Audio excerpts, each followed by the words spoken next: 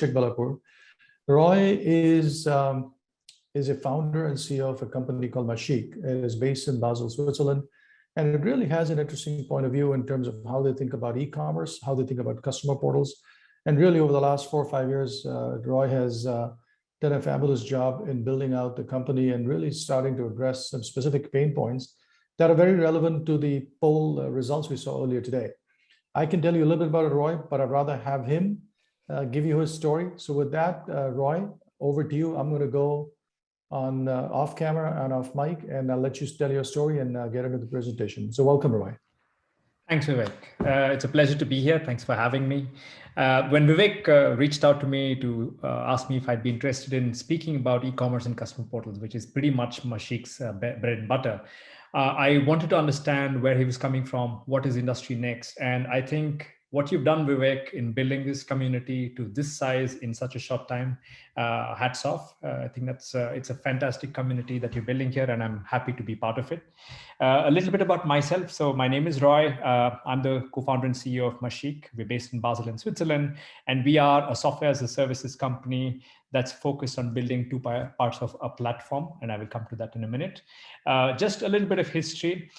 When the idea to build MachIQ came to me, I was working in a large industrial automation company called Schneider Electric. They're pretty big, even in the US. And I was working with a lot of the machinery customers of Schneider Electric Automation. And this was 2012 when we were talking about IoT and what it can do. And a lot of machine builders that I went and saw back then were telling me consistently, hey, all this is great, looks great on paper, but you know, when a customer calls me, I don't even know who he is. To go from there to say all my machines are connected, I have a team of people remotely looking at these machines and being able to actually diagnose in advance that there is an issue and tell the customer what it is, that's a few years away. And the way they said it, it looked like decades. But I think one of the things that COVID has done is kind of validate what I think one of the communist leaders in the Soviet Union said some time back, which was that there can be years when nothing happens, and then there are months when years happen. And I think COVID has kind of done that to our industry as well. And I'm happy to talk about it. Next slide, please. So I will focus on e-commerce specifically, but I'll try to kind of broaden that picture to think of customer portals on the whole as to how you should do it and how it can be done right.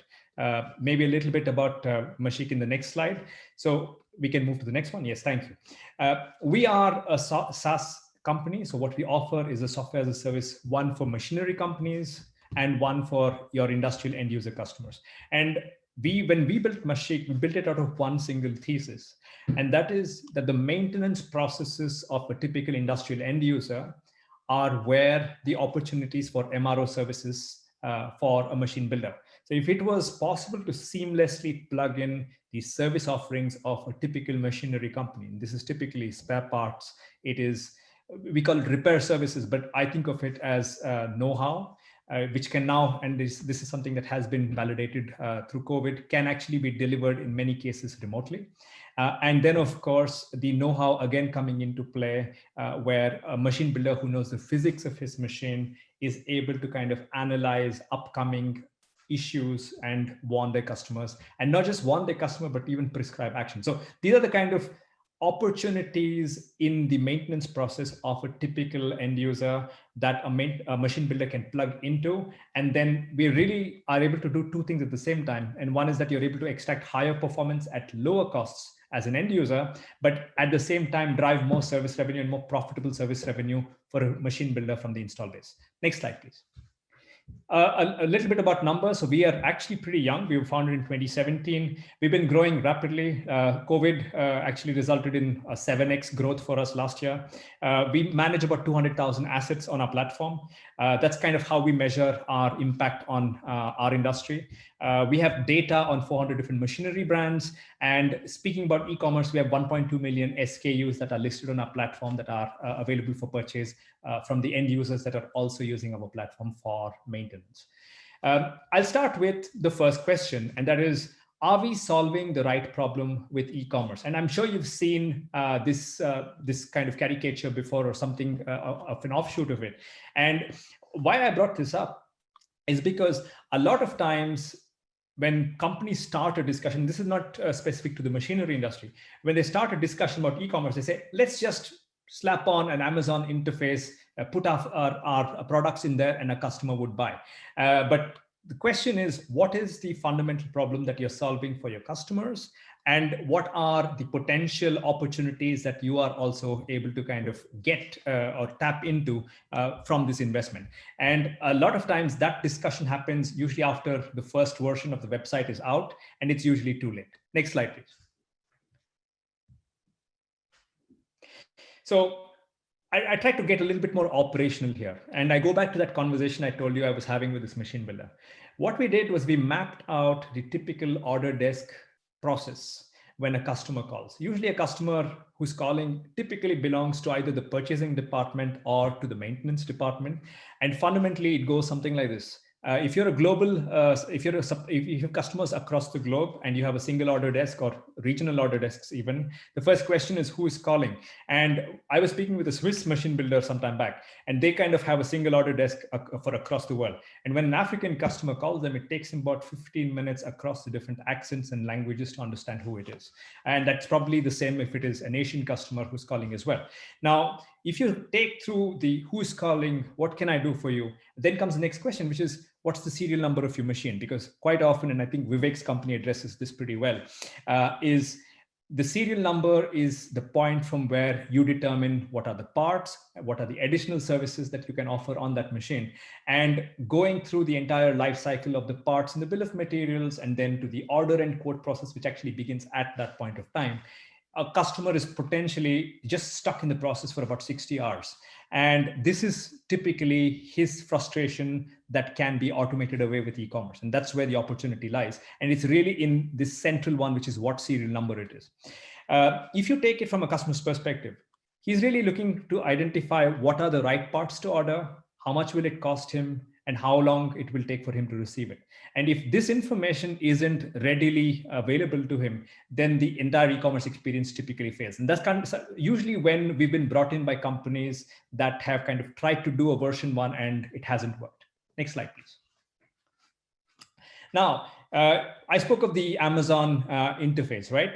Now, usually what happens with that, what we've discovered is it's easy to build that. You have a lot of ready e-commerce solutions out there. You can pick one and you can just make that prototype with a few photos. And usually what happens is when you take it to a pilot, the customer says, so where are my parts? What are the parts that I can order? I don't want to see 1 million parts. I just want to see the 10 parts that I'm ordering. And while that interface kind of works for companies that are selling consumables and supplies, which are not necessarily centered around a single machine, as soon as you get into large machines that you supply, then you're looking at parts that are specific to that specific serial number, which could potentially be a custom built machine, in which case even the spare part SKUs are specific to that machine. So you need to have a system that is actually able to do both, which is why we recommend to our customers, don't try to be the software company. Work with a partner who gets e-commerce for your industry. And I think it's not just MachIQ, there are others that understand e-commerce for the machinery industry. It's better for you to work with one of those, but there is work for you to do. And the focus of your organization should be data, data, and data. And if you don't have a high level of data quality, if it is not complete enough to basically help your customer run that experience that I spoke about earlier, if you don't have photos, if you don't have things like UNSPC descriptions, then you have a lot of roadblocks that come in later that frustrate your customer and potentially reduce the efficiencies that your teams can gain. Just on that point, we found a company that uses our solution, and again, I don't want to boast too much about it, but they were able to save 75% of the effort that their order desk was incurring in taking orders. And they were able to kind of refocus a lot of those team members into actually service sales. So there is a future for automation, and there is an efficiency gain that is actually delivering dollars. And that's something that you should look at as you build a business case for e-commerce. Moving on. So in the first part, I spoke about how a customized user experience can actually help you and your customers do better. I'll take you to another end of that spectrum. And this is typically when we work with large machine building companies, and they have a problem of plenty. So it could either be because they've acquired different companies that were at different levels of digital maturity, or it could be that they have a team that has built a portal for IoT and condition monitoring. There's another e-commerce portal. There's a third portal where you can submit tickets as a customer for support. And what this does is, what this image tells a really good and easy way of kind of explaining what happens is, you're basically subjecting quite often the same individual on your customer side through different customer experiences on your brand, and the different images that he has with the different flows and so on. It's not just shortchanging your customers, but everything that Michael said about building a service portfolio, if you don't have that unitary view of every single one of your, at least one of your large and medium-sized accounts, the ability for your service product teams to build and deliver new service products is very severely hampered. So it's actually better to have an integrated customer experience that comes from a single customer portal as you take that forward. Next slide, please.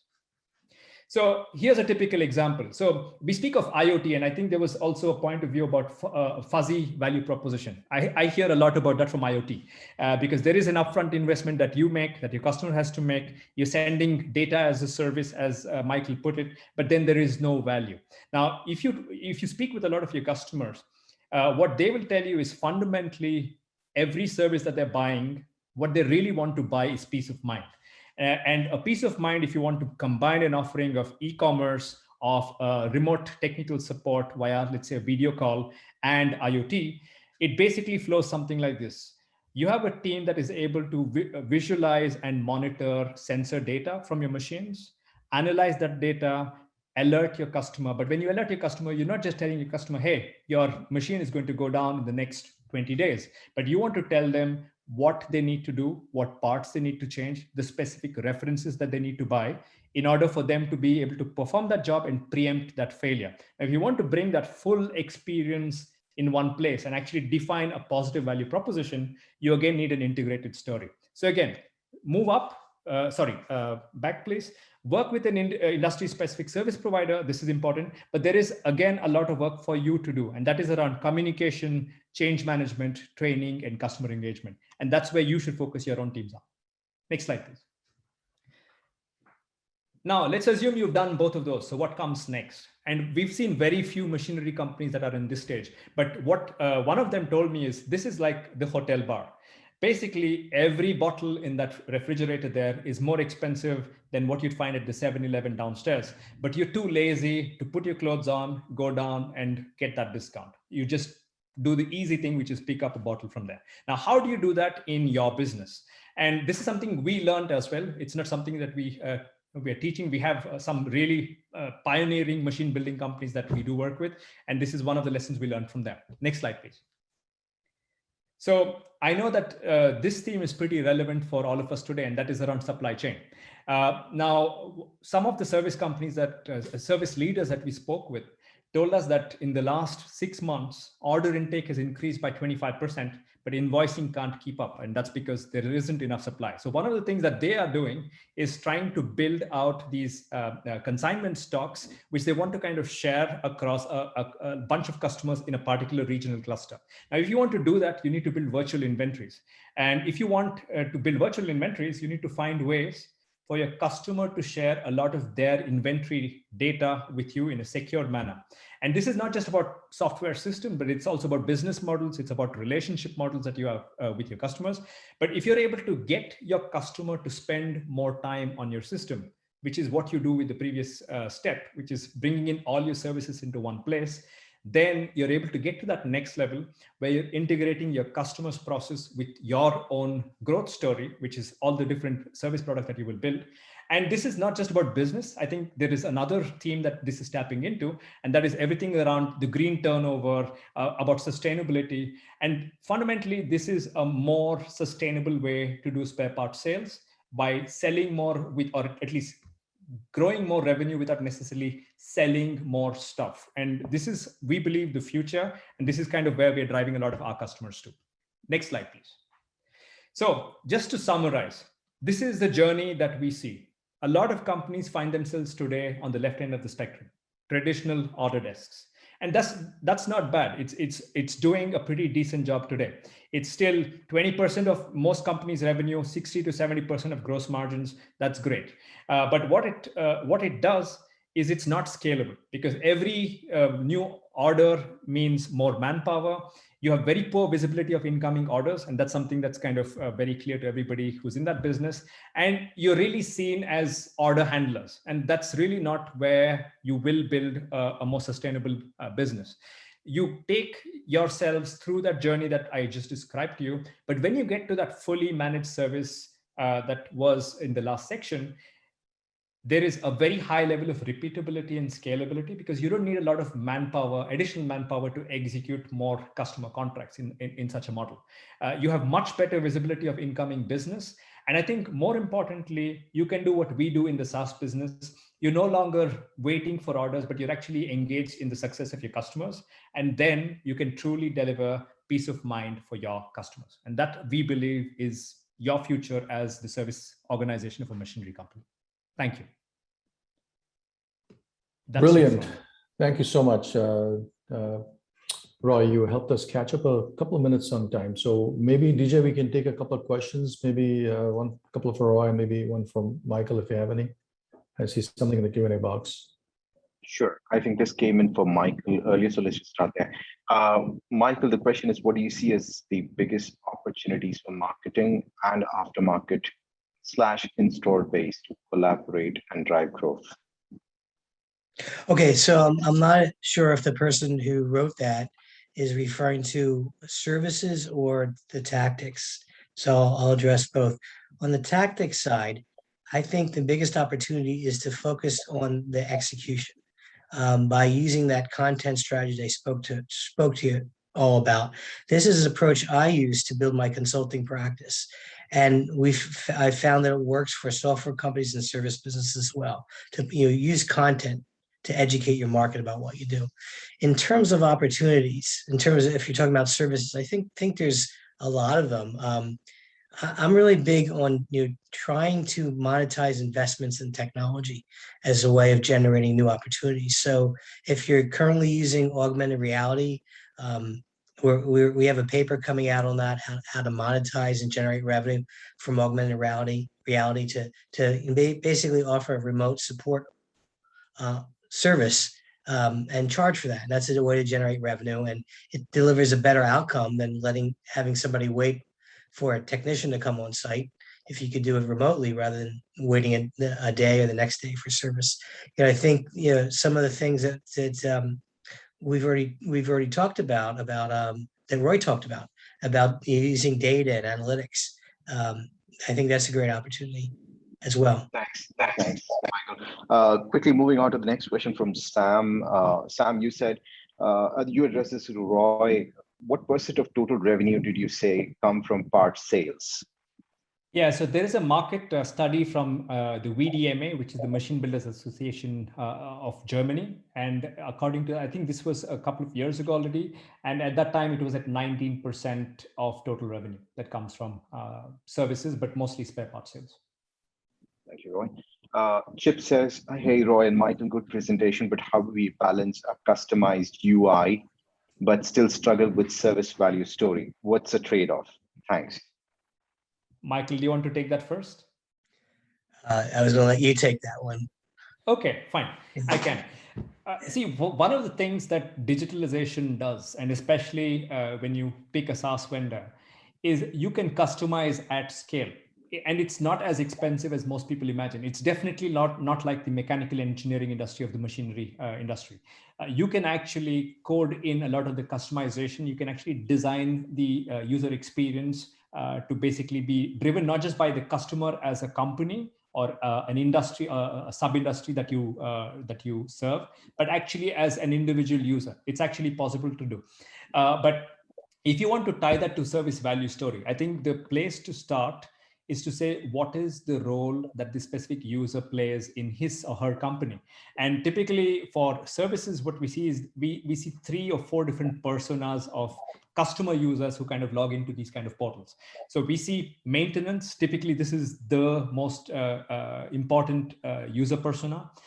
Then you have the purchasing guys, but these guys are in and out pretty quickly. They're just consuming information. Sometimes, depending on what kind of services you're offering, you could have a plant manager or an operations manager in. And I think the important thing in all of these cases, and the last one, of course, is people who are kind of running continuous improvement in these kind of initiatives in the customer, right?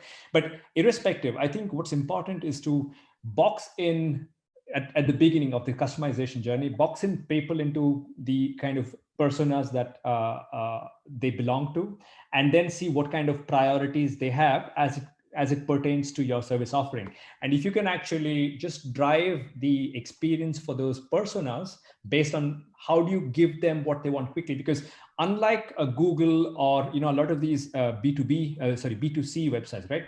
And your customers don't necessarily, you don't measure the value that you deliver to these customers based on how much time they spend on your system.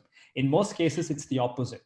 But what you want to say is, what different use cases can you help your customers execute on your platform? And the more use cases you can deliver persona by persona, you're actually adding more value, but you're still somehow customizing the user experience more than the user interface to the priorities of your customer. That's what I think.